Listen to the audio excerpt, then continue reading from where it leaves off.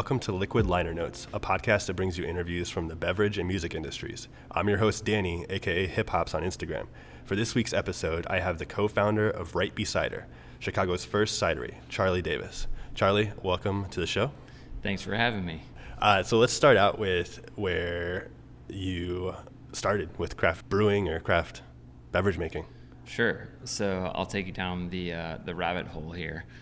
When I first, my dad was always into good beer. He always had craft beer and imported beer from Germany in the fridge growing up.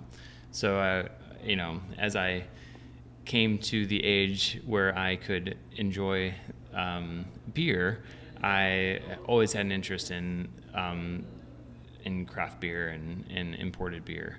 I feel like that's pretty abnormal for like dads to have like that cool stash. Well, it was. My dad actually has a pretty cool story too. He was the controller. He was an accountant for a billiards company. Brunswick or something? Brunswick. Yeah, thank you. That's like the only one I could think of. Yeah, no, that's the only one that you need to know. For Brunswick, him and my mom lived in Frankfurt, Germany for a few years, and he was the controller for Brunswick for Europe, Asia, and Africa. Wow. So while he was in Germany, he grew an affinity for German beers. So he came back to the United States and was like, there's nothing that even compares. Yeah. And the imports at that time didn't necessarily like travel well. So he got into craft beer. So I remember having Sierra Nevada in the fridge growing up.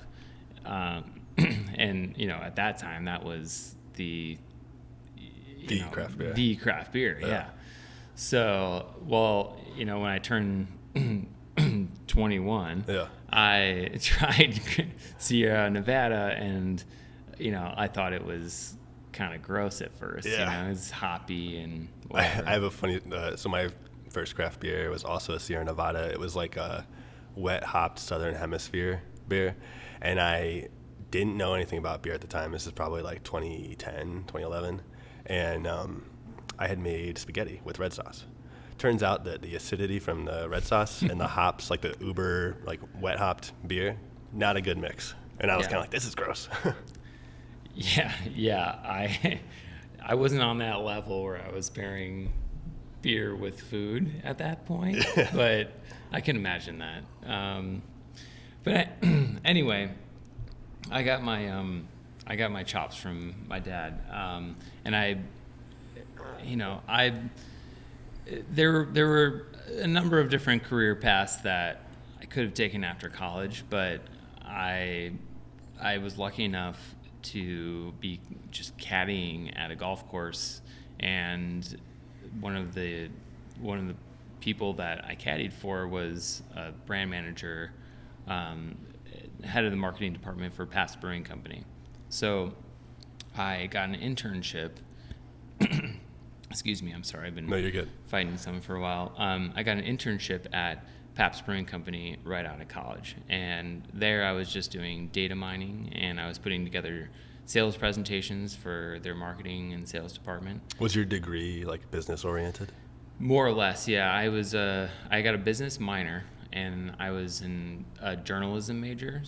But my concentration was advertising. So I was, in my mind, set up for marketing. Yeah. And in 2008 or 2009, when I graduated, no one was spending money on advertising or marketing because the Great Recession. The economy was just in the toilet. So I started there, and I worked there for about 8 months, and my contract was not extended because they sold the business. So I had to kind of go back to the drawing board. Yeah.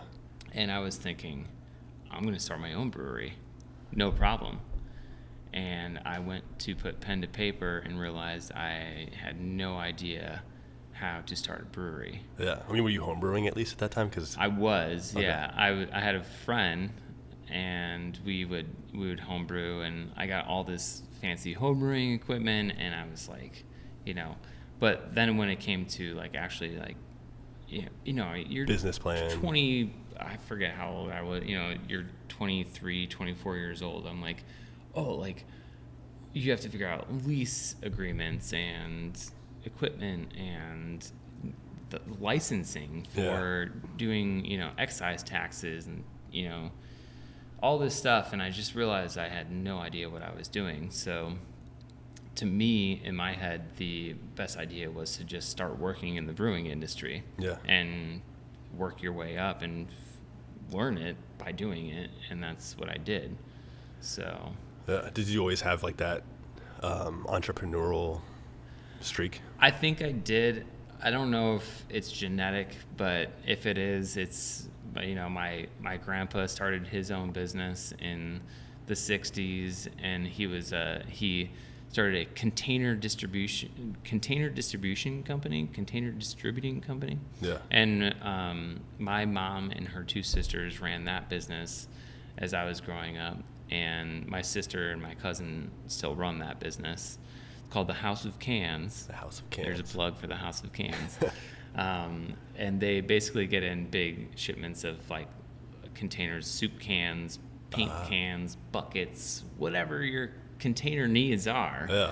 They get truckloads of these containers in, and then they package them into smaller boxes and sell them to people like you and me. Nice. Say you wanted to take your acidic spaghetti sauce and package it. Well, you need a tomato can. Yeah. House of Cans can help you with that. That's good. So after you left Pabst then, and you were going to sort of like find out what the brewing world was like internally, where did that lead? So I took a crash course at Siebel Institute. I did the concise course at Siebel. It's like a 2-week crash course in brewing, and it makes you feel like you know everything about brewing until you actually go to brew and then realize you know nothing about brewing. Because I had that on my resume and the Pabst brewing experience, I got my foot in the door at a very small brew pub in Northwest Indiana called Crown Brewing. And I started out just working taproom shifts there, as well as being an assistant brewer. Yeah. And that was challenging because I was still living in Chicago. All my friends were in Chicago. My family's in Chicago. And this was about an hour away in Indiana. And I was required to work taproom shifts, but I was also expected to be an assistant brewer.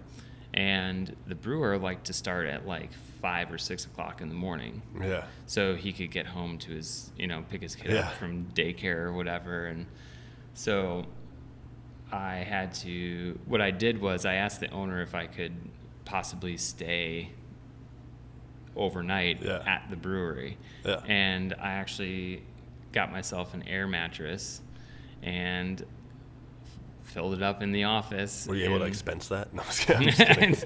No, there was no such thing. I filled this air mattress up in the office. I would work the taproom shift at night. And then I would wake up in the morning. I will tell you that I would like splash some, like hose myself off, like basically like splash water on my face in the brewery in the morning. And then when he got there, I was ready to brew because I had slept there. And it was all because this is what I wanted to do and this is what I wanted to learn. So I mean, that would have been easy to be like, this isn't for me, but. Yeah, but I mean, when you're like now, okay, I'm 37 now. When you're 23, you're like, whatever. I'll sleep on an air mattress in an office. Like, it was fun, and I had fun doing it. Looking back, it's crazy, but like at the time, it was like so exciting. I was working in a brewery and moving the needle for this small company, and I loved it, know. And sometimes I still do love my job, but at the time it was just enthralling, But as that was kind of as the craft beer bubble was starting to fill up, you Yeah. know? And so there was a brewery in Chicago that had just opened. And I read an article, I think in the Red Eye or some local rag in Chicago. It's called Finch's Beer Company. And there was this guy who had started a company, a marketing company. So there was a marketing connect there. Yeah.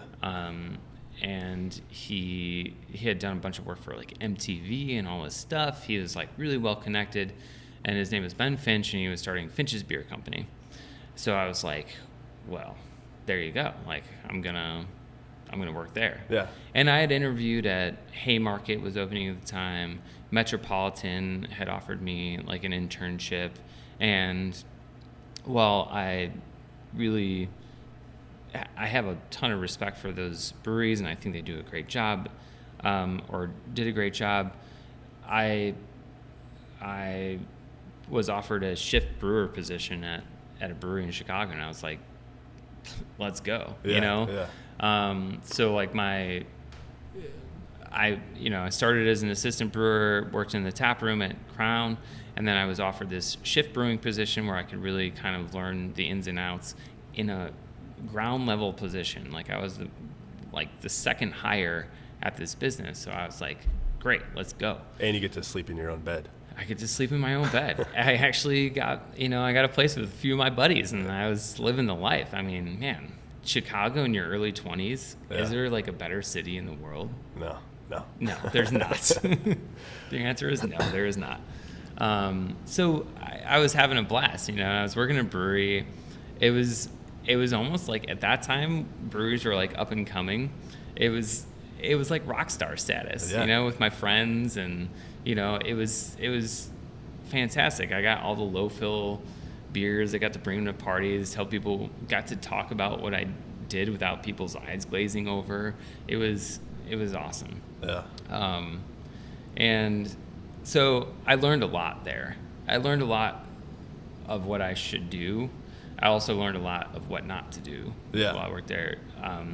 They've since gone out of business. Finch's became relatively infamous, but the talent that went through that business was immense. A lot of my friends have started their own breweries. I have friends who have gone on to work at Lagunitas and Budweiser and are now in like biotech and stuff like that. It's just like really smart, fun people that I got to work with there, and That's really cool. loved it. I feel like you hear a lot about the like brewing tree from Goose Island, and so it's like it's cool to hear a story of another brewing tree that's maybe not as celebrated or well known. I don't think it is as celebrated, but I swear I got calls from the head brewer at Lagunitas because people from Finch's would go to work at Lagunitas, and she would say, I don't know what went on at Finch's, but every employee that has come to Lagunitas has been like the best employee that I managed, because everybody that worked there just wanted it so badly. Yeah. It just didn't work out. I mean, it just was, I would say, mismanaged. But Yeah. Were you working on like recipe development and stuff there too, or were you kind of just like? I was. So that was where I won my first award for brewing at Finch's. I won a silver medal at the Festival of Barrel Aged Beers in 2000. It was probably 2010 or 2011 for my barrel aged Doppelbock. So that was cool. Yeah. And then It's very prestigious for like FOBAB for those who aren't from Chicago, but I mean, I feel it's like nationally known now. Now, yeah. And even at the time, I was like, I just hit a home run, and I've never really done that in my life. Like, I like to consider myself pretty like average, which I think is a great thing on all fronts. Like, average appearance, average grades, average everything. Yeah. But like, I won this crazy medal at this thing, and it felt good, Yeah.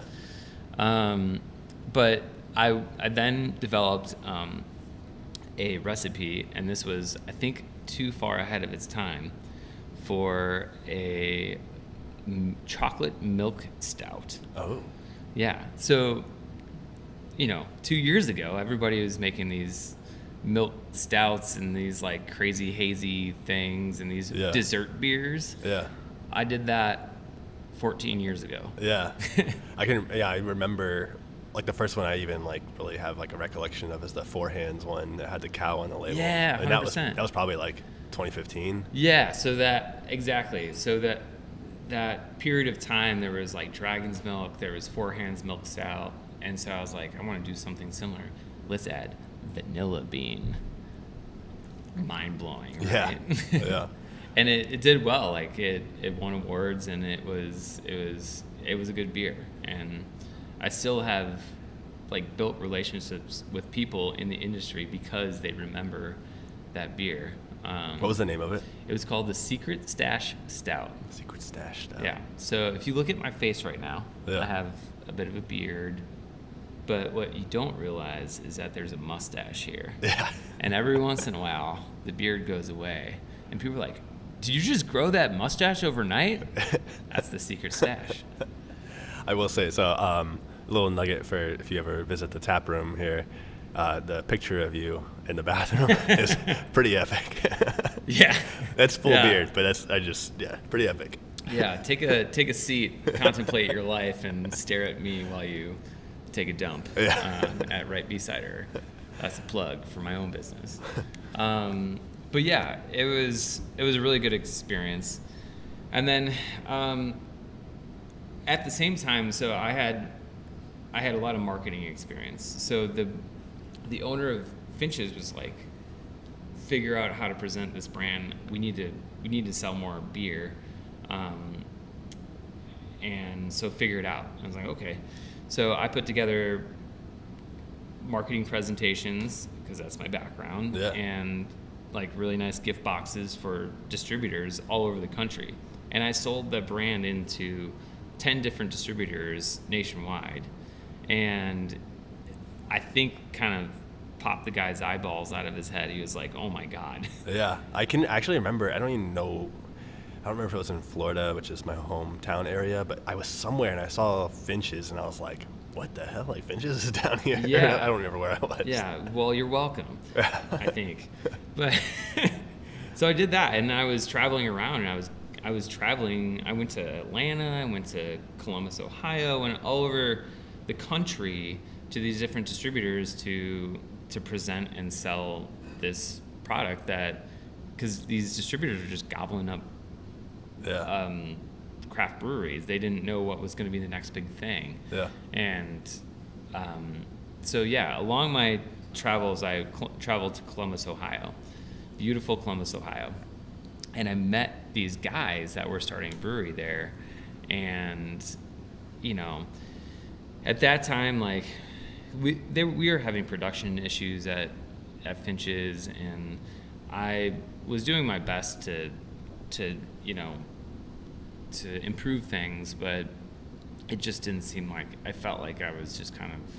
And they were like, I feel like they were like moving a lot. Like they were on Montrose where Break Room was for a while, and then I was only ever on Elston. It was on Elston between Montrose and Lawrence. There was like this it used to be like a machine shop, and that's where I did production. And then it wasn't until this was from like, it was like 2010 to 2012 I worked there, and it wasn't until they moved into Break Room maybe in 2016 or something like that. So they were in business for a while before they moved over there. But anyway, I was at a beer fest in Columbus, and I met these guys. They were starting this brewery, and we just kept in touch, and they offered me a position to be a head brewer and develop my own recipes, and it was amazing. I mean, I got to see like they poured the concrete in the floor. Like I was there the entire time. I brewed beer on my home brewing system in this guy's backyard for like 6 months before I was able to brew on the equipment. He took me to our brewing system was was manufactured in Canada. We went to Canada and saw where they made the equipment. I saw like every nut and bolt put in. I helped frame the walls. Yeah. Like it was amazing. I helped with like submitting the licensing for the brewery. I learned everything. It was amazing. And that was North High Brewing in Columbus, Ohio. And Tim and Gavin, man, like, thank you. I learned, I can't express how important that was. I mean, I'm sure it was like super valuable experience for eventually down the road opening your own space. Yeah, I mean, even just the little things like learning, if you're installing equipment, like learning how to talk to contractors and everything like that. Like there was just, I can't.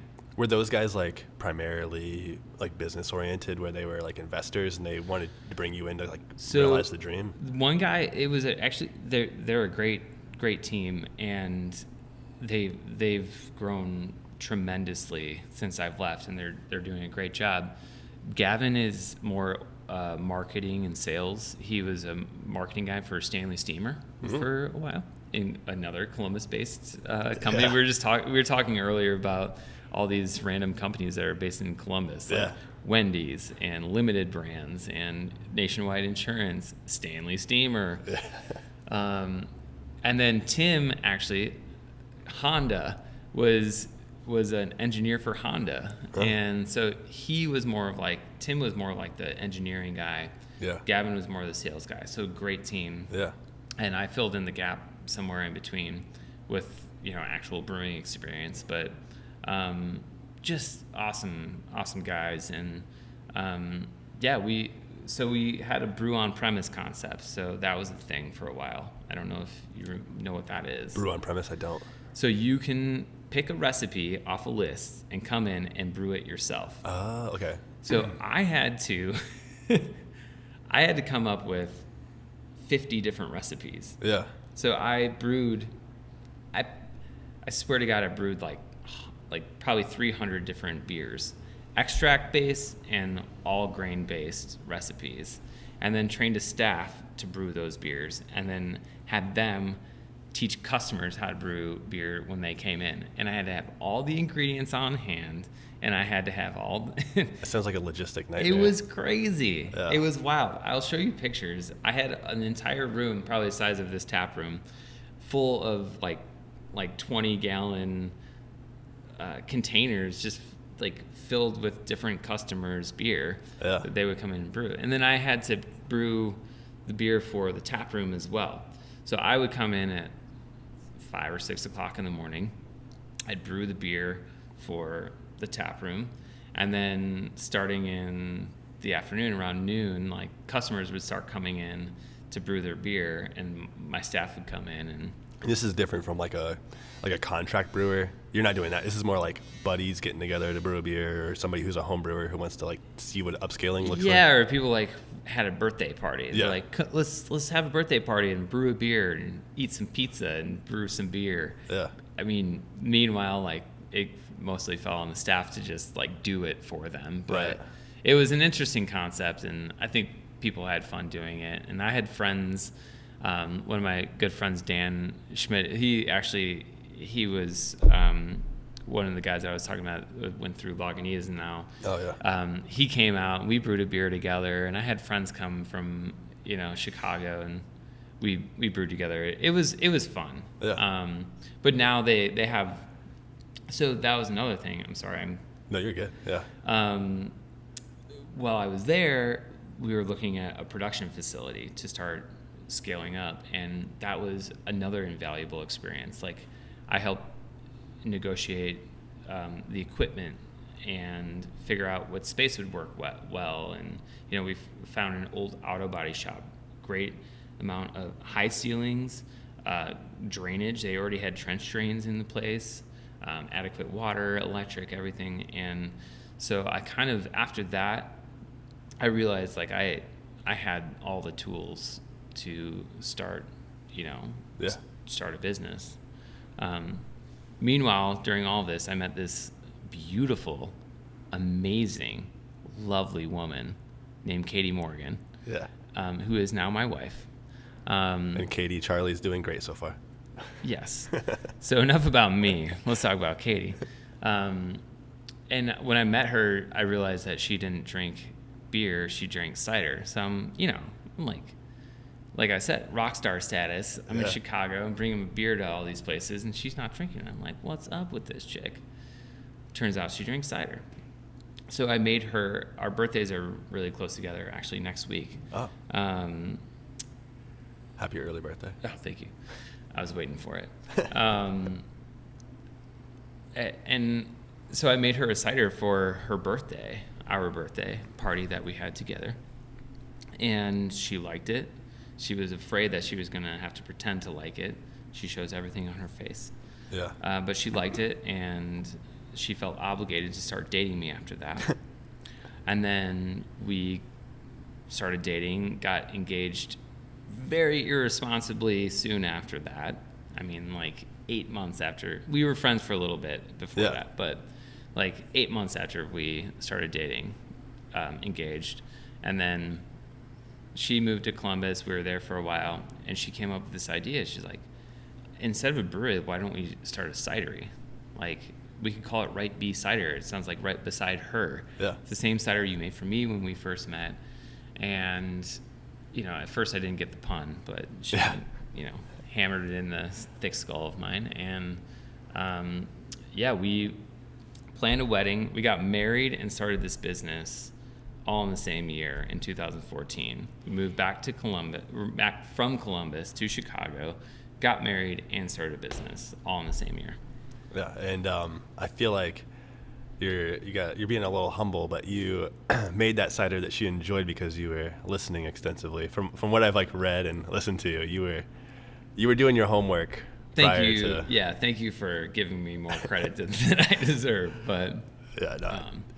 And you guys were Chicago's first.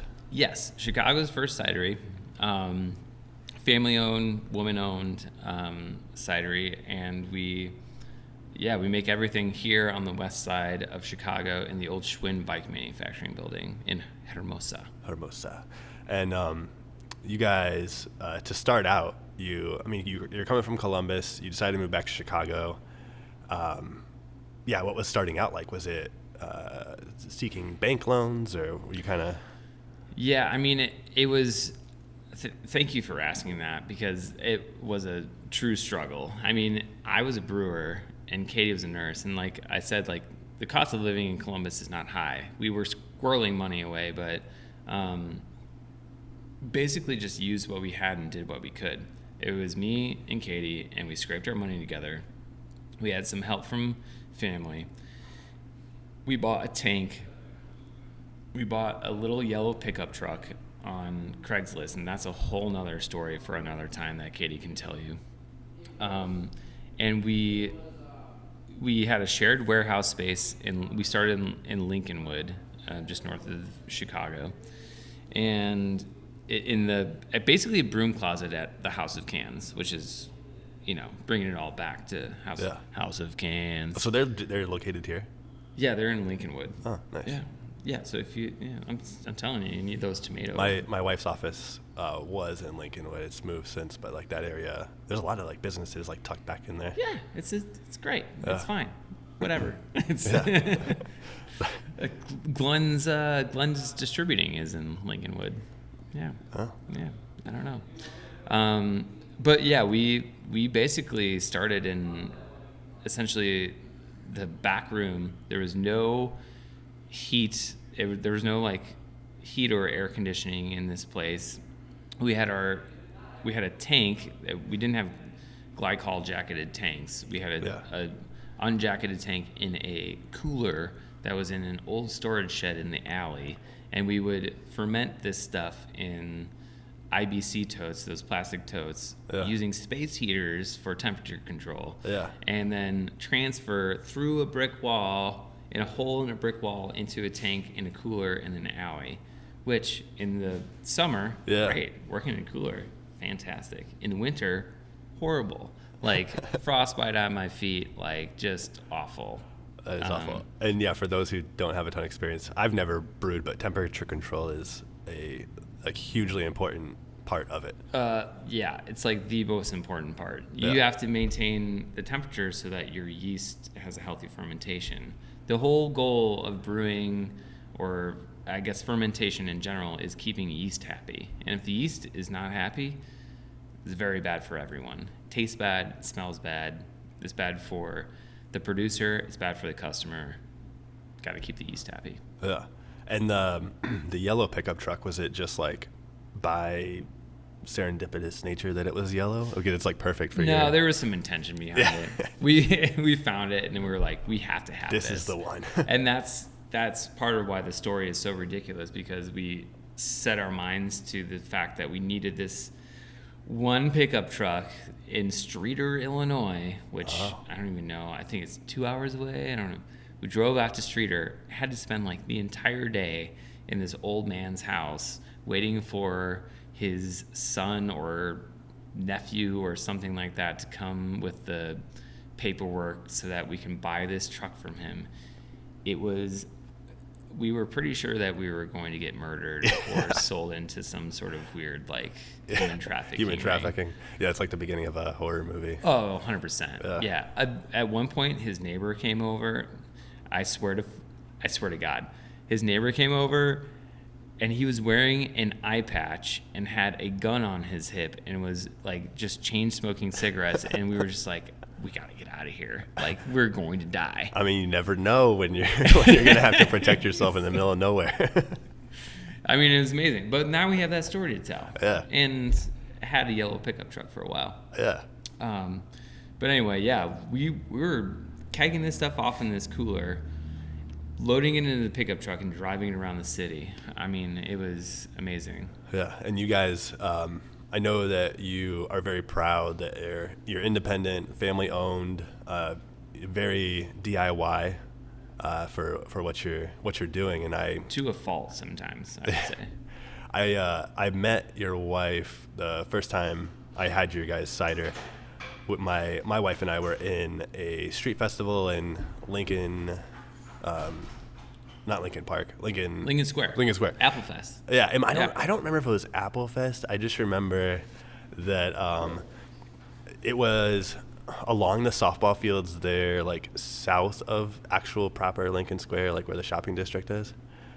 And I remember your wife had she's here now, by the way. Your wife had just like hello.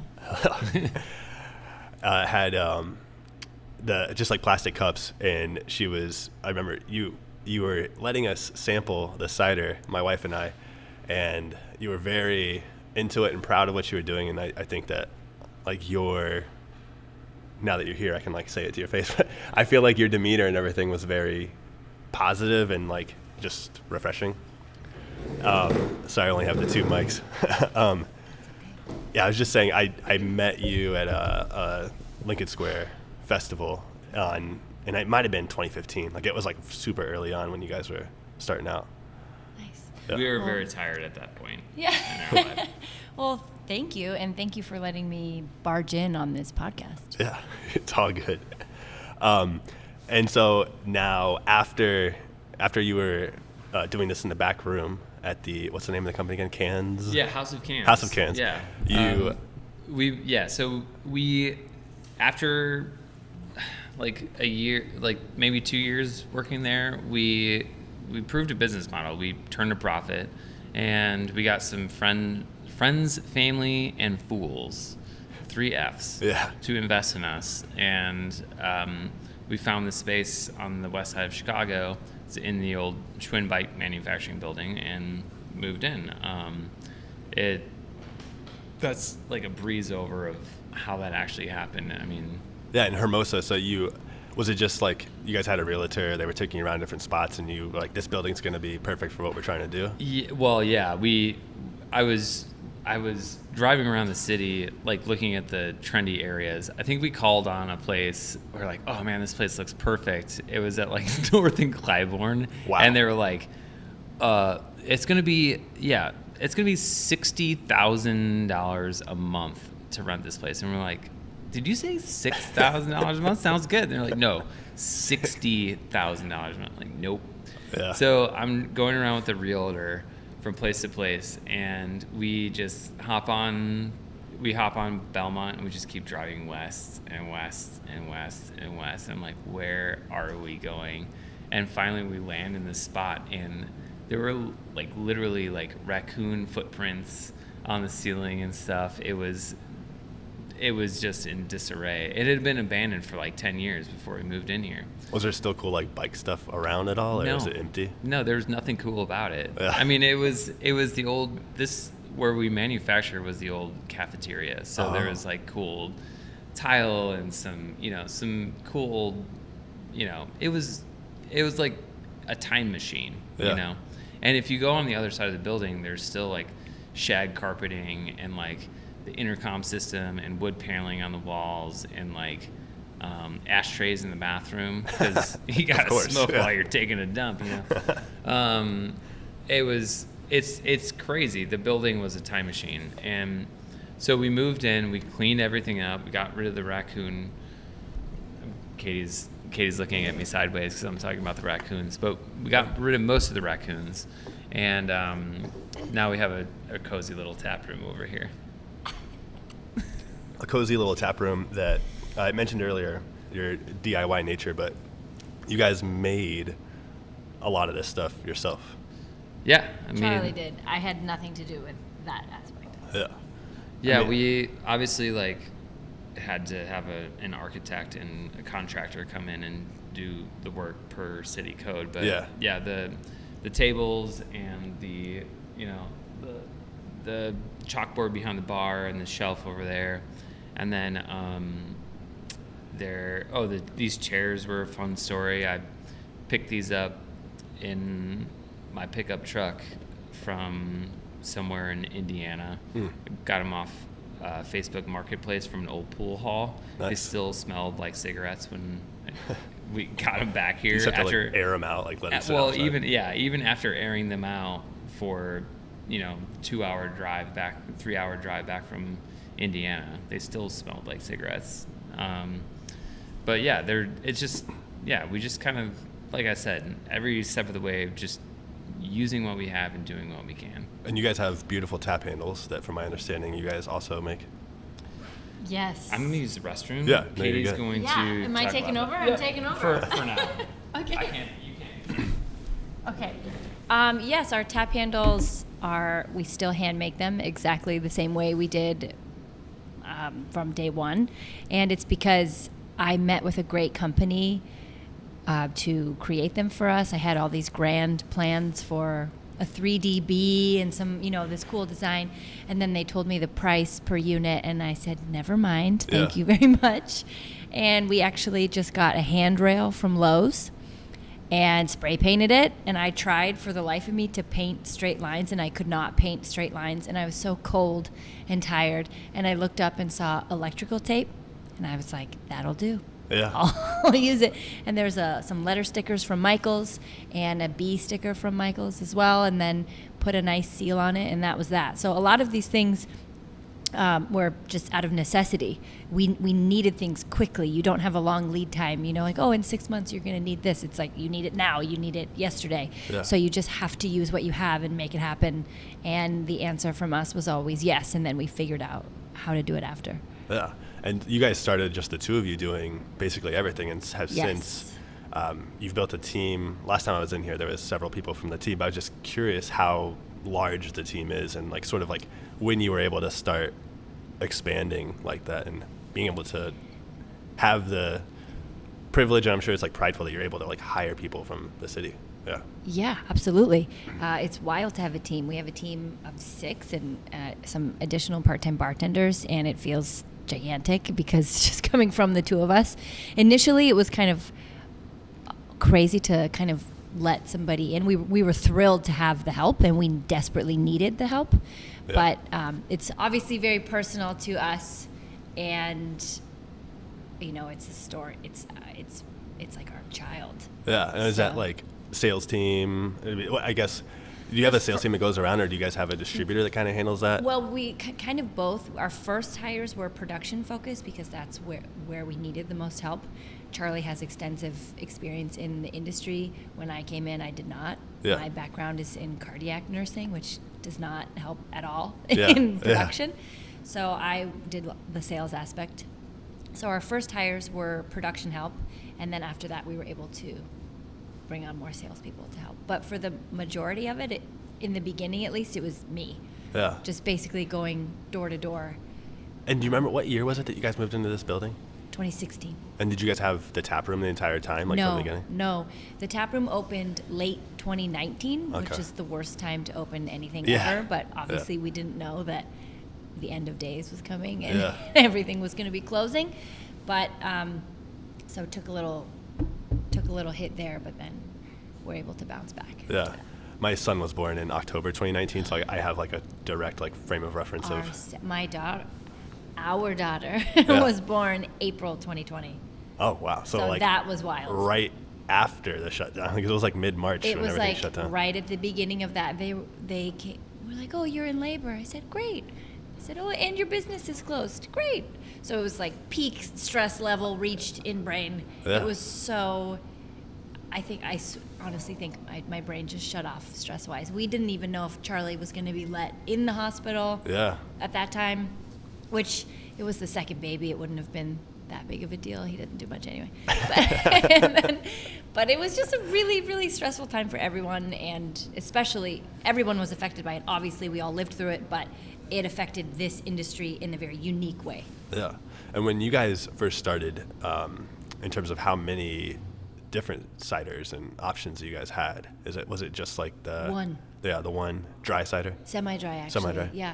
And that came from Charlie. He had been involved in many businesses prior to that, and it was just so challenging to make 8 different flavors in 8 different packages. And Right. it became a really a struggle from a production standpoint. So he said, when we start our business, we're doing one flavor, we're doing it really well, and we're doing it in one package, and then we'll move up from there. So for many years, it was just semi-dry in a half barrel. And yeah, just a That half was barrel. it. So it was only like draft exclusive. Yep. And that would have been 2014. And then, do you have a reference point of when you started packaging, like for? I want to say it was late 2015, but honestly, it's kind of no. a blur. You have to. Yeah. You can't expand or grow as a business until somebody can pick it up in a Jewel and in Binny's and a Whole Foods, anywhere Yeah. that offers package. So we just had to. And at the time, purchasing a bottling line was much less expensive than purchasing a canning line. So our initial package was 6-pack bottles. Yeah, and I forgot to count over there, but like what year round, like how many types are there now? Because there's like the dry, Yeah. So semi-dry, rosé, muzzle of bees. yeah, so we have 5 core ones that we distribute all the time that Yeah. are always available. So dry, semi-dry, blossom, clementine, and rosé are available all year round. The muzzle of bees, which you're enjoying right now, Yes. that would be our, at the moment, only true limited release. So we make that maybe once or twice a year, and just kind of until it sells out, which it does really quickly, which is exciting for us. And then in the tap room, there's always 3 or 4 rotating ciders that you can only get here. So that would include rhubarb, hopped, berry, melon. Also, a lot of our barrel-aged ciders. Those Yeah. are only available here. Like right now, we have our barrel-aged dry and our barrel-aged clementine Oh. on draft. Yeah, I came in. I was telling Charlie I came in like early December. Was my first time visiting the tap room, but the melon was very delicious. I know. So That one surprises a lot of people because Yeah. I think they think, oh, well, I'm not a huge honeydew or cantaloupe fan, but don't let that sway you. The melon is amazing. yeah, and so for your distribution footprint now, Yeah. you guys are with the distributor. Yes. Yeah. So we do that. We distribute in Illinois and actually Japan, which Yeah. makes no sense. But has Charlie talked about that yet? No, I was going. That's my next bullet point actually Yeah. is the awards on the wall over there from Japan. Yeah, And- that was amazing. And I know you guys. Did you guys just recently visit Japan? We did. So how it all came about is that CiderCon, the American Cider Association, puts on a conference every year about all things cider, everything from orchard management to sales and anything in between. So it's in Chicago every other year, which is wonderful for Yeah. us. It's so cool to welcome people. People come from all over the world, which Yeah. is really exciting. So we had a number of tours in here. Those, we do tours all the time, but those specific tours were mainly people in the industry, so it was very cool to welcome them here. Yeah. And we are the first cidery in Chicago since Prohibition, so that was something really exciting to share as well. So I met this awesome guy named Lee Reeve, and he walked in, came up to me after the tour, and said, "Hi, I write for a bilingual cider magazine called Insider Japan." And I was like, "Awesome, let's be friends." And that was a full-on pun, like in cider. Absolutely. Okay. I mean, as you know, we love Yeah. puns around here. I hope Charlie already yeah. told you. Okay, good. He did his job. So, and I thought that was kind of where the relationship would end. He would write a great feature about us. That was that. And he did. It was so cool. It's in Japanese and English, and we have a copy of it. And it was so exciting. End of story. Yeah. But during COVID, when everyone is pivoting and trying to survive in our industry, I just kept in touch with him via Instagram, and I just slid into those DMs and said, "I need my cider in Japan. How do we make this happen?" Yeah. And I was serious, but didn't really know when or if it was going to happen. And then the ball started rolling. And funny enough, he had actually started an importing business during COVID, and he's like, "Let's do this." So we went through a number of months of getting our flavors and everything approved by the Japanese government. Next thing you know, it's on a boat on its way to Japan. We were tracking it on the freight website, and it was just so wild to wake up to people in Tokyo tagging me on Instagram drinking my cider in a bar there. It was just like mind-blowing. And Is cider a big thing there? it's becoming, yes. Yeah. So it's becoming a big thing, which is very exciting to kind of be involved in that. And they have their own cider country, just like France and Spain and England do. We met a lot of cider makers from there. But we were able to go in April to the first Japan Cider Cup. We were guests. I did a Q&A. I was up on stage with a microphone. We won a number of awards, including International Best in Show. Nice. This is very Congratulations. exciting. Delayed And you're taking a congratulations. look at the Yeah. article right now. It's pretty cool. Yeah, they have issue number 14. Very cool. The pictures in there are Yeah, also great. it was amazing to do that. I never in a million years would have thought we would be distributing internationally, but it's a really exciting opportunity. And now that we've done it in one country, we're exploring other options as well. That's great. So we hope to also expand this year multi-state. Yeah. We're currently in Illinois and Japan, but we want to make sure more people at home can enjoy it too. Yeah, and is that CiderCon? I think did it just happen in Washington? In Portland. In Portland, okay. Is it kind of bounced between Portland and Chicago, or? It's Chicago every other year, and then they kind of choose other locations. So it was in Baltimore one year. It goes West Coast, Chicago, East Coast, Chicago. Yeah. So we're thrilled that it's in Chicago every other year. Yeah. No, I So you should come hang next year. yeah, no, I need to. I know I have one of my favorite breweries. My hometown is St. Pete, Florida, and nice. Green Bench is down there, and they do cider also. And You're a Florida man? I am the Florida man. But they were up here last year, and I work in the CNA building downtown, and it was like blocks away from like my office, and I'm like, I wish I could just leave work and go like listen to these events you and should stuff. come. Like that. Yeah. It's really fun. There's all different kinds. I mean, you name a subject there, going over it. Yeah. So it's really cool, and people do come from all over the world, which is really exciting. And which one of your styles sells the best? Like, what's your best seller? Dry. Yeah, I think the dry and semi-dry are the most widely distributed, and our ciders are really appealing because the sugar content is very low. Yeah. That makes us a lot different than most ciders and appealing to beer drinkers, spirit drinkers, whatever, wine drinkers. So the dry sells very well, it's very popular. But our specialty flavors are as well, like especially the Clementine, Blossom, and Rosé are up there. And Muzzle of Beast, although limited release and isn't as widely distributed, is definitely a fan favorite. Yeah, it's delicious. Is that dry cider? Is that like a nod to maybe like a Euro vision of cider versus like the American's more sweet, or what's that? Would you say? Because I've had a lot of European or French, and some of them lean more Brett heavy, which is something I enjoy, but I know it's different over there than it is. Yeah, I don't claim to be an expert on each specific country style. I know that I like them all. I like the funky ones. I think the thing that attracted me the most to UK cider, which is where I first experienced it and got involved in the UK Somerset cider culture, was that it wasn't super sugary. Yeah. That was the biggest thing for me. Yeah. And I wanted it to be clean and crisp and not super sweet. I can get down with however funky you want it to be. That wasn't necessarily something we were going for here. We just wanted it to be clean, crisp, not too sweet, while also being well balanced. And I think we've achieved that. And I wanted to ask more on the home front, when you guys are selling to tap handles or to grocery stores, bottle shops, whatever, have you noticed since you started, I feel like there's like this people think that there's like a cider is a cider is a cider, and there is a vast different types of cider. Is it? We couldn't give our cider like. You want to get in on this microphone? So Sorry. when we first started distributing cider, we had our semi-dry cider. We committed to doing one thing and doing it as good as we possibly could. Yeah. And we sold semi-dry cider in half-barrel kegs. That was it. And we had people that, because it was cloudy, because it was sour,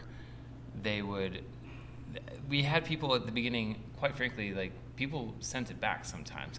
Until they tried it. Well, because they didn't know, they didn't really understand, like, that a cider could be unfiltered. A cider could be tart or sour or acidic or anything like that.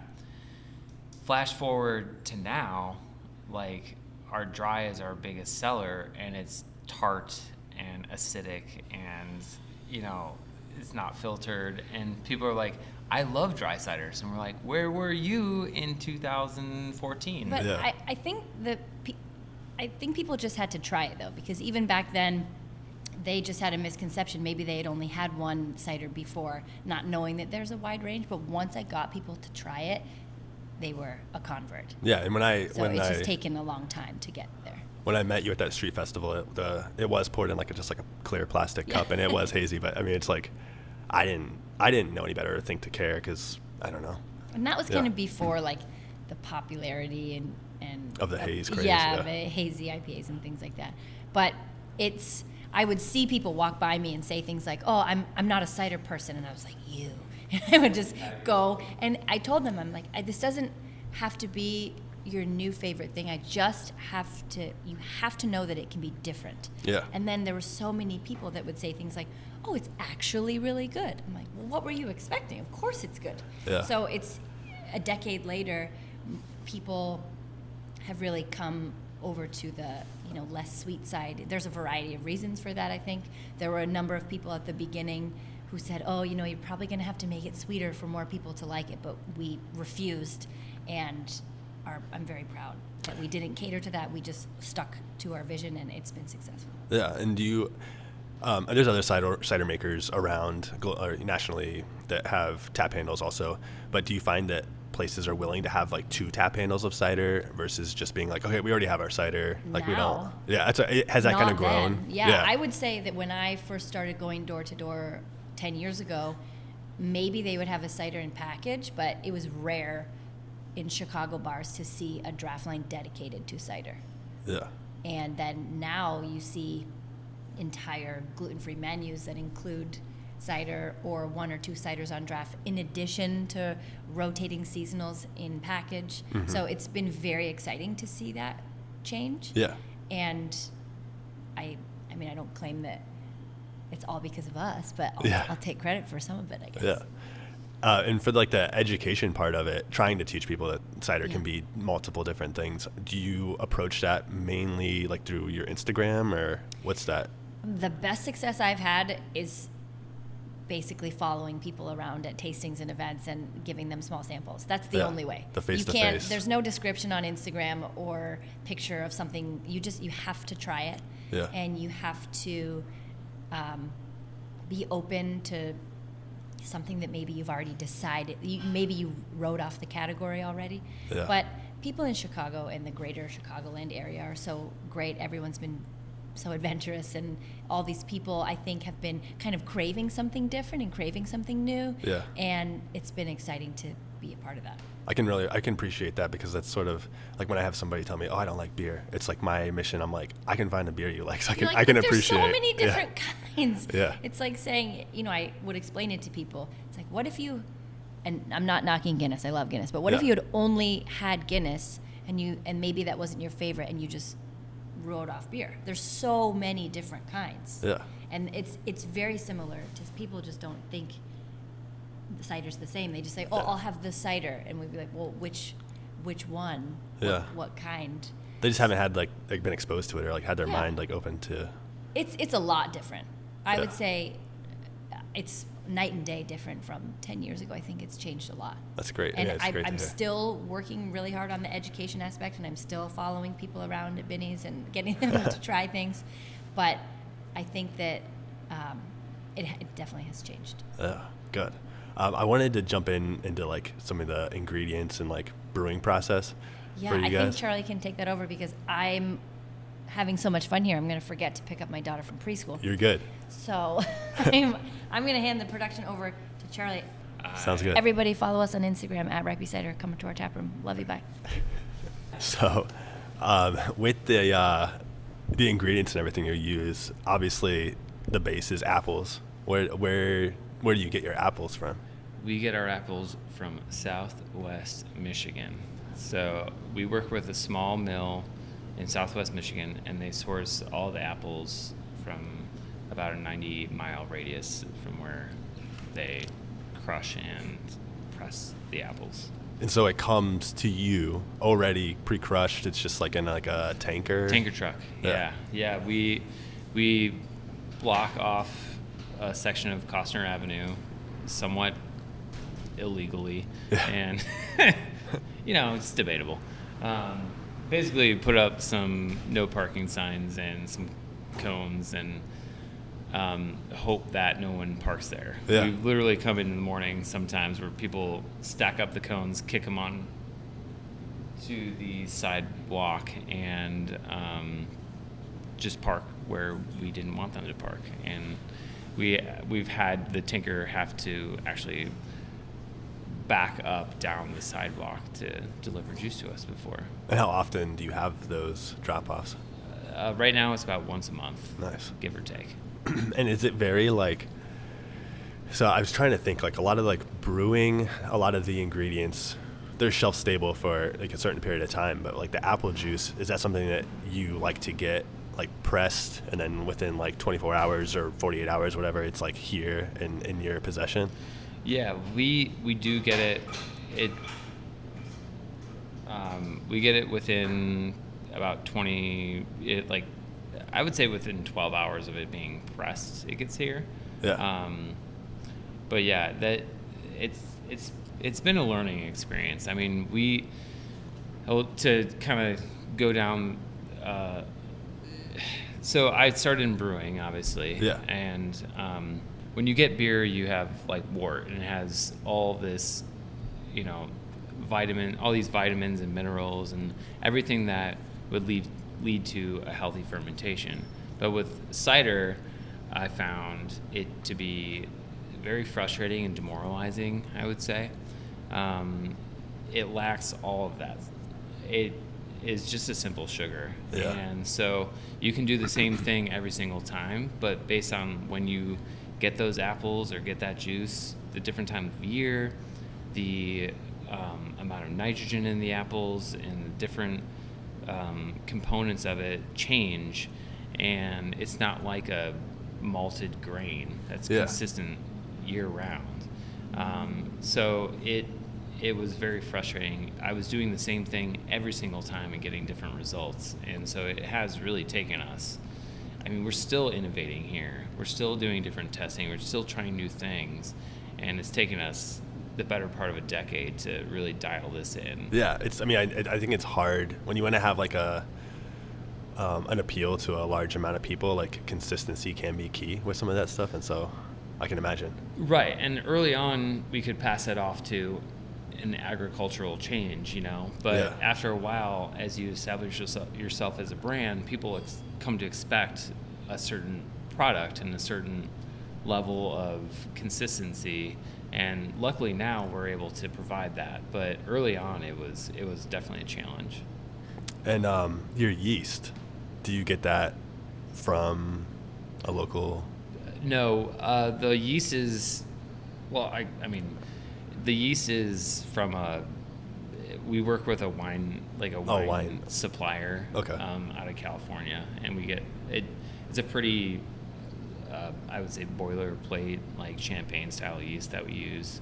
Is that something that you have to get fresh often? Because I know like sometimes in brewing you can like crop the yeast. No, yeah, we can't propagate yeast with cider making. Every time we have to rehydrate and start a new yeast culture, which is another Expense that you may not face. expense, but also like learning how to do that, and not just do it, but do it properly, was a big challenge for sure. And then for the adjuncts that you have in like the clementine and this muzzle of bees has the elderflower, how are you adding those adjuncts like the fruit additions and all that? So we work with a local ingredient supplier, basically like a glorified tea ingredient supplier. So everything we don't add extracts to our cider. We add whole, like for our blossom, for instance, it's lemon myrtle cherry blossom. We have bags of leaves that show up to the cidery, and we have a small, you can call it a brink or a hop back or an infuser, and it's about 50 gallons, and we have a filter housing in there.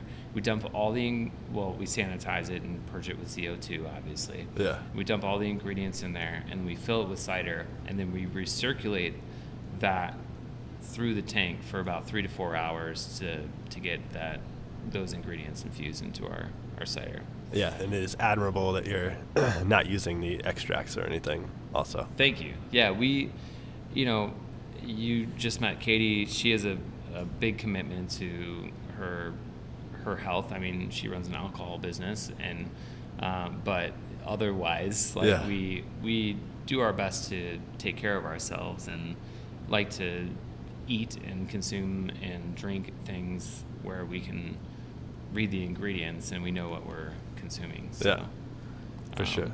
And to that point, we also, when we back sweeten our cider, the majority of what we use to back sweeten is honey from our rooftop beehives. We have 15 beehives on the roof of our loading docks right now, managed by the hive supply. Yeah, and you'll be hearing from Naaman the following week on that. So the honey, you're adding all of this, and all the adjuncts and everything is like post-fermentation. Yes. Yeah. On the cold side. Yeah. Everything is back sweetened. So everything Right. starts out as our dry cider. Then we infuse ingredients as necessary. Or if it's our dry cider, we just carbonate it and package it. But everything is back sweetened with honey or, yeah. And has there been like good crossover from the brewing industry or your brewing experience? Like I read that you did Brett in one of your beers. So we do some barrel aging. Yeah. And so we've used Brettanomyces in some of the barrel aged stuff. And Dave actually had one instance where we had two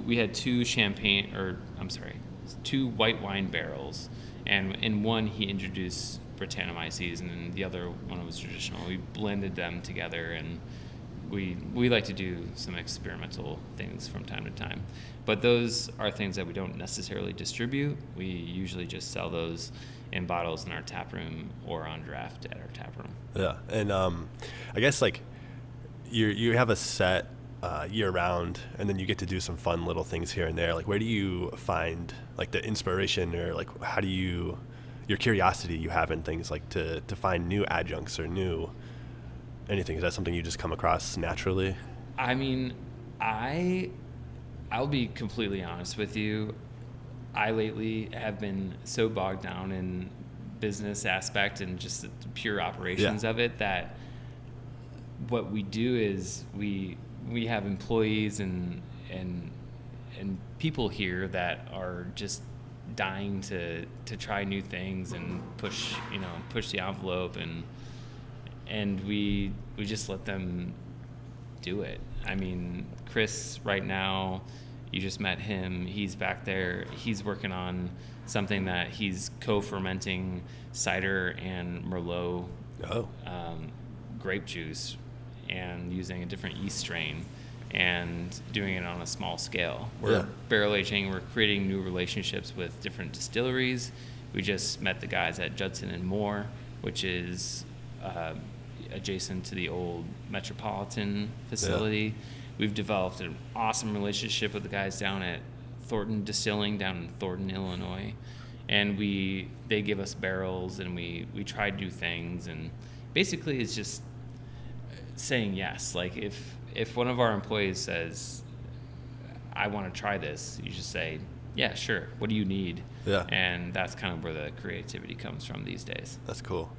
Do you primarily use like a bourbon or whiskey barrels, or have you like done wine barrels? Yeah, we have done wine barrels. We got wine barrels from a third party like barrel distributor once upon a time, but primarily we get barrels from local distilleries, and lately it's been bourbon. Yeah, we're not married to anything, but lately it's been. I think that's like a natural pairing, like that. It almost gives it like a caramel apple note, I'd say, because you get some of the like vanilla tin and like vanillins from the barrel and that. Yeah. One time we got some bourbon barrel aged gin barrels, and that was really unique because you had the botanicals from the gin, and it meshed really well with the cider. Yeah. And we were talking earlier about how the cider was very cloudy before. You guys have gotten it pretty dialed down from like what it was before. Is that something that you've just kind of like worked out over time, or have you found like new ways to try and do that, or is it just happen naturally now? We started using bentonite clay. So it's basically just it's clay that you put into the tanks, and it binds to the elements of the cider that make it cloudy, and then because it's so heavy, it drops down to the bottom, and then we can get rid of that. And so we don't filter our cider. We don't use like crossflow filter or a centrifuge or anything like that, but we do have ways of at least making it consistent now. Yeah. And for collaborations in cider, like I was just curious because I know like in brewing there's collaborations released all the time. Is there like a collaboration culture within cider, or has most of your collaborations been with breweries or distilleries or I would love to do a cider collaboration, and I've talked to Michelle over at Eris as well about doing something together, and Ambrosia at Northman, and there's an interest in doing something together. A rising tide lifts all ships, and I think that's especially true in the cider industry. I think it's such a small community that we do need to do something together, and we will. I think everybody's so busy all the time that it's hard, but all of our collaborations in the past have been with breweries. So we're in the process of working with Alarmist Brewing Company in Sauganash in Chicago. Yeah. And we're going to do a beer with them. And in the past, we've done beers with Pipeworks Brewing Company.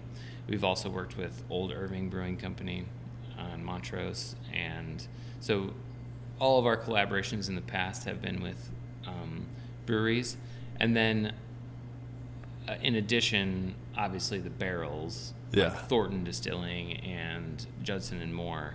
So there's some crossover there as well. But so far, that's as far as we've come. And obviously... Yeah, I was going to say, with it being like a beverage and music. podcast. Yes, and the muzzle bees obviously was is Wilco approved. So we use honey from the hive supply. Originally, it was used to pay Naaman from the hive supply for his services, managing our hives, and Wilco lent us one of their designers, and they designed the label, and we made the cider. And luckily, now we're in a position to actually just pay Naaman for the honey that he provides, as opposed to being like some nebulous, like, we'll give you X percentage of T-shirt and muzzle sales, and maybe it'll work out. You don't like algebra here. Yeah, algebra is difficult. And how did that relationship with Wilco, like, how did you get a hold of them? Or I was sitting at the bar, and it was late on a Sunday, and there was nobody in our tap room, because late on a Sunday in 2019, that didn't happen. Yeah. And I just decided to fire off an email to their contact us, and never expected to hear anything back. I was like, I had this, I had this like moment of epiphany, and I was like, oh, we're gonna use our honey, and we're gonna use it to pay the hive supply for their services, and like we'll get Wilco. The Muzzle Bees song came on, and I was like, oh, we'll use Muzzle Bees, it'll be the name of the cider, it's gonna be awesome, man. And then I sent this email off, never expecting to hear back from Wilco. But you had a whole like sales pitch in there that you were. I was committed to it. And then 2 days later, they got back to me. They're like, not only can you use the name of our song, because I just asked permission, not only can you use the name of our song, but here's a designer that will design the label for you. And I was like, cool, man. Yeah, and it's a very cool label. Thank you. Yeah, it's kind of like concert poster feel to it. It's cool. Yeah. And Wilco, Chicago-based band for those who aren't familiar. So how have things been going since your original business plan? Has everything kind of been going to plan? Or, I mean, obviously you had to pivot, pandemic. Yeah, no. Man, you should have seen my original business plan. It was awesome. I was going to make so much money. No, it's been good though. Obviously with the pandemic things, I know a lot of people say this and it almost sounds cliche, but like we felt like we were turning a corner in 2019. Yeah. And like 2020 was going to be our year, man. Like it was going to be awesome. And it didn't happen because the world shut down, and it was a struggle. But I wouldn't say, like people say, oh, I pivoted my business. We did get the opportunity to add online ordering, and it did a lot more virtually, and a lot of people picking up cider, and it was great for a while, but it dragged on for 2 years. Yeah. I mean, it wasn't until spring of 2022 where the city of Chicago decided to lift all the restrictions, all COVID restrictions. So there's 2 years where we were kind of wondering what was going on. We were bottling when the pandemic first happened. We shifted to cans. A lot of our customers, like, people don't realize that we have a tap room and customers are people. Yeah. But customers are also bars and restaurants. Yeah. And our customers, bars and restaurants, were going out of business too, and they weren't having people in. So we lost, like, I mean, our keg sales were 60% of our business. At the end of 2020, keg sales were 0.01% of our business. Yeah. We lost 60% of our business overnight, and it took us. It's still not back to normal. Yeah. But this past year, 2023, we turned a healthy profit, and we're back on track. But I was Everyone's beginning catching to up. wonder Yeah. what I was doing, honestly, or why I was doing it. because it was hard. Yeah, well, I'm glad that you guys were able to push through. But with that uptick in your guys' own business, and maybe anecdotally, I was curious, there's sort of this like doom and gloom feel around the craft beer industry right now with a lot of closures. I was just curious what the cider landscape, like what's the outlook on Sure. that?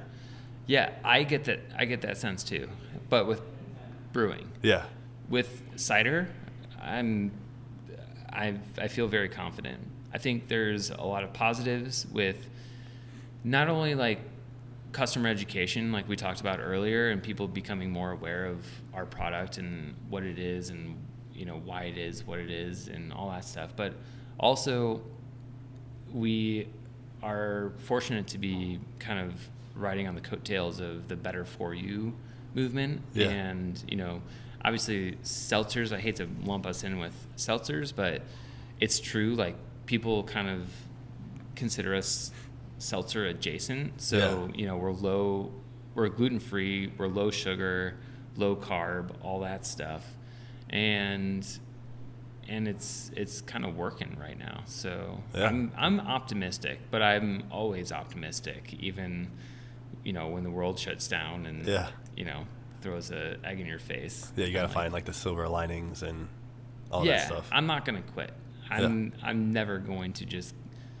It would take honestly, like you'd have to kill me. Like I'm not going to stop. I'm going to keep working until this is successful. So we just talked about all of the constraints with all the pandemic and all that. But if you didn't have to worry about financial constraints or the consumer, like what would be your ultimate goal for Right Bee Cider?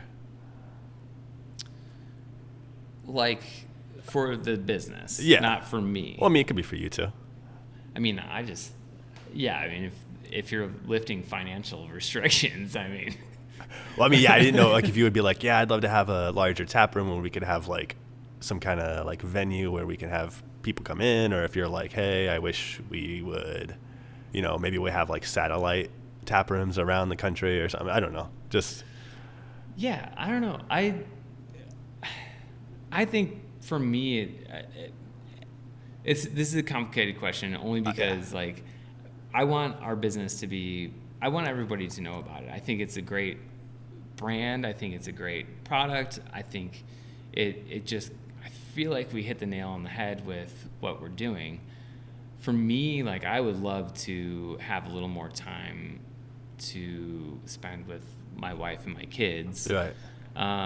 But for the business, I would like I'd like for it to be picked up by distributors nationwide. And I'd like to, if it means selling a portion of the business so that it can see its true potential, that would be fine with me too. Yeah. I just feel like we have something that is unique and special, and I want more people to know about it. Yeah, that's perfect. So what does 2024 hold for you guys then? Like what's on the horizon? We have financial goals for the business. Obviously, we want to hit a certain level of financial goals. That will open up, financing for the business. It's pretty boring stuff. Like we won't need to buy more equipment. I'd love to hire another production person, and then just kind of like buttoning up our chain presence so that we have a more scalable business. Nice. Like, because as soon as you develop those relationships with the Albertsons and the Targets and the whatever, it helps your business grow. Because if I were to go to, say Columbus, Ohio or something like that and say, I have this brand, and you're like, okay, that's cool. Yeah. But like you have no footwork here. Yeah. Like we'll take your brand into this distributor, but it's not going to go anywhere. But if you say, I have this brand and I also have relationships with Target and Kroger and all this stuff, they can say, oh, well, we'll take it in and, kick it to the at least we'll be able to, push it to them. So scaling the business, I think, is the ultimate goal. Nice. And then just like more more micro. The taproom, you guys have events and everything. You were just telling me you guys had like a ping pong night last night. Yeah. Thursday nights are Berlin style ping pong. It's like musical chairs for ping pong. So everybody gets a paddle, stand around the table, and you go around, and if you mess up, you're out. So you just kind of start a volley. If you mess up, you're out.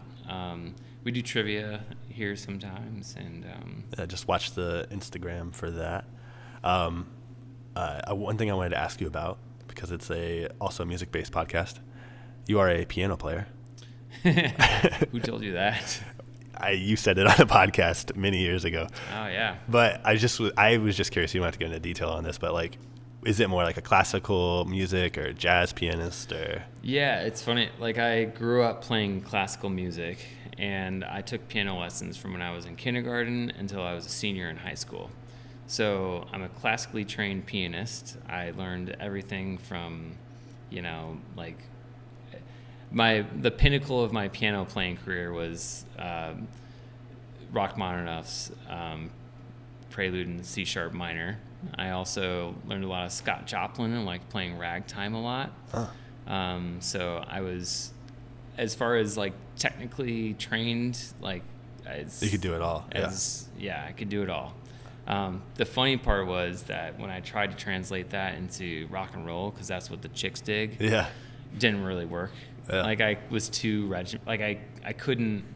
could learn any song, but I couldn't actually do the like Little Richard thing. Yeah, I couldn't like improvise. I was never good at improvisation. But I did pick up the bass guitar at the end of my junior high career into high school, and played in a, as far as the North Shore of Chicago goes, relatively successful high school band. Nice. Yeah, I'll play you some licks sometime. Yeah, you'll love it. Good. Yeah. I'm like really big into the UK jazz scene, and there's a pianist, Alpha Mist, who's there. That's like, it's sort of like blending like jazz and hip hop. So that's kind of taken off a little bit over there. But I love that, and of course like Thelonious Monk and stuff. I think piano. My son is taking piano lessons now. He's 5, and he's learning songs now that I was learning when I was like 10 years old. Wow. And I just think if you learn how to play piano, you can play any instrument.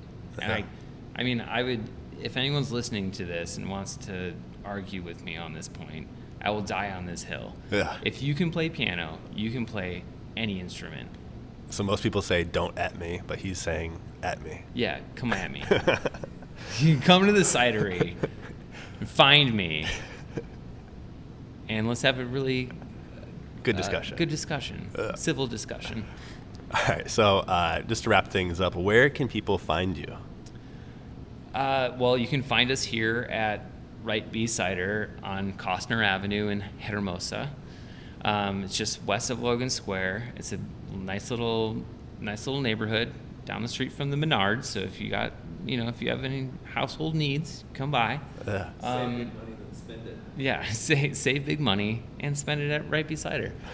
We also are distributed through a network throughout Chicagoland and the state of Illinois.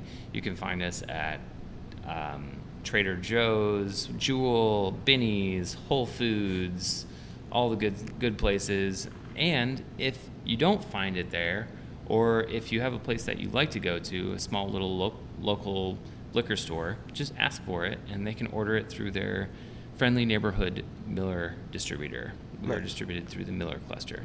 And Instagram handle is Right Bee Cider. That's all you gotta. Yeah, at Right Bee Cider.